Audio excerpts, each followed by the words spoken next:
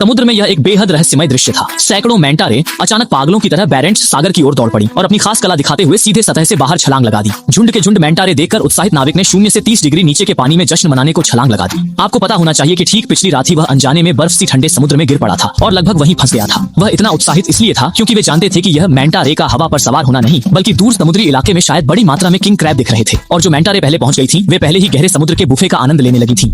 King crab खाना noodles खाने जितना रेशमी और स्मूथ लगता है। इस समुद्री इलाके में पहुंचते ही डिटेक्टर पर दिखी हालत ने सभी को बहुत उत्साहित कर दिया और वे तुरंत एक एक करके बड़े केकड़े पकड़ने वाले पिंजरे समुद्र में डालने लगे। कोई हैरानी नहीं, आज भरपूर पकड़ होने वाली थी। और हुआ भी यही। जब पहला पिंजरा खींचकर निकाला गया तो उसके अंदर कई किंग क्रैब थे और उनका आकार भी छोटा नहीं था। इसके बाद जो पिंजरे ऊपर खींचकर निकाले गए उनमें लगातार किंग क्रैब ही निकलते रहे और हर पिंजरे में कम से कम 30 किंग क्रैब थे। केकड़ों के होल्ड में पहाड़ सा जमा किंग क्रैब देखकर नाविक समझ गए कि इस सफर में वे कम से कम $10,000 तो कमा ही लेंगे। आखिर 150 केकड़ा पिंजरों के किंग क्रैब ने दोनों केकड़ा भंडारों को भरकर छलका दिया। किंग क्रैब का स्वाद लाजवाब है और यह पोषक तत्वों से भरपूर होता है। खासकर इसके पंजों का मांस तो और भी स्वादिष्ट है।